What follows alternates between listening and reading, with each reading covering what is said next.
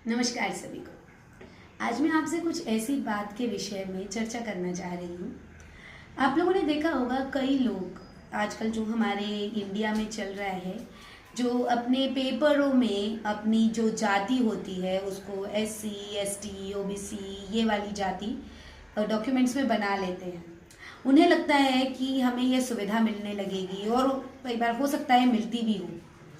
But कई लोग ऐसे जो हैं, जो उच्च वर्ग के हैं, जो सवर्णों में आते हैं और वो भी अगर ये काम कर रहे हैं, तो मेरा ये मैसेज उन लोगों के लिए है कि आपको कुछ समय की सुविधा तो मिल जाएगी, लेकिन जो आपकी सच्चाई है वो नहीं छुपेगी, कितना ही आप कर लो।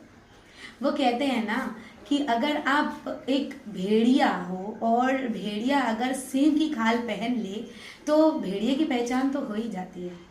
तो इसीलिए ये एक छोटी सी चीज एक हमारे सनातन धर्म की एक कहानी से बताना चाहूंगी। कर्ण जो है परशुराम जी से शिक्षा अर्जित करने के लिए जा रहे थे। परशुराम जी ने कहा कि मैं सिर्फ ब्राह्मणों को ही शिक्षा दूंगा। तो कर्ण ने झूठ बोलकर ब्राह्मण के रूप में ये कहा कि मैं ब्राह्मण हूँ, ब्राह्मण का रूप धारण करके ये कहा कि मैं ब्राह्मण हूँ, आप मुझे दीक्षा दीजिए। परशुराम जी ने ध्यान नहीं दिया और न उन्होंने अपने योग साधना से देखा और कर्ण की बात पर भरोसा करके उसे जो शिक्षा दीक्षा थी वो प्रदान करी। एक दिन क्या हुआ कि परशुराम जी की निद्रा लग गई थी कर्ण की गोद में। कर्ण की गोद में जब वो विश्राम कर रहे थे उस दौरान एक बिच्छू आता है और वो कर्ण के पैरों के ऊपर जो है वो बैठ जाता है। अब बिच्छू ने बहुत जोर से कर्ण को डंक मारा। अब उसका जो खून था वो निकल कर परशुराम जी के माथे पर लगा। तो जब वो गरम गरम लगा तो उन्हें पता चला कि ये तो कुछ गरम गरम सा है।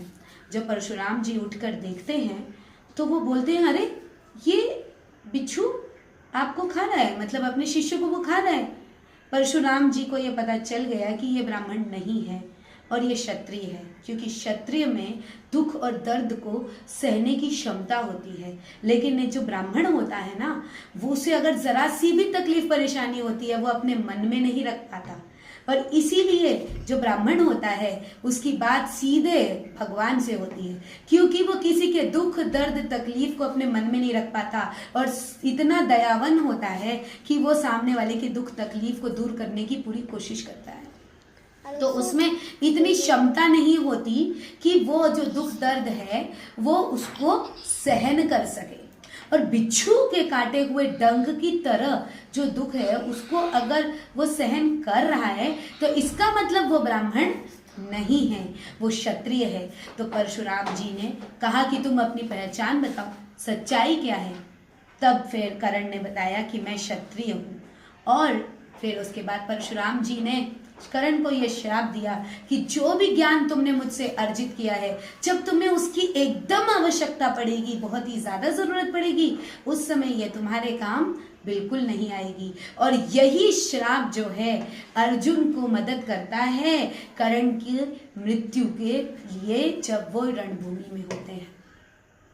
तो मैं आज उन सभी लोगों से यह कहना चाहती हूँ कि जो आप अगर अपनी पहचान छुपाना चाहते हैं तो कागजों में भले आप कुछ भी बन जाएं, लेकिन सच्चाई जो है वो कभी नहीं छुपती। इसीलिए मैं आपसे ये कहना चाहती हूँ कि सच में जीजिए, सब सच में जिए और जो सच्चाई है उसको आगे लेकर चलें। सच के रास्ते पर कठिनाई तो होती है और परेशानियां भी होती है, लेकिन आगे चलकर ये आपको केवल सुख ही सुख देगा।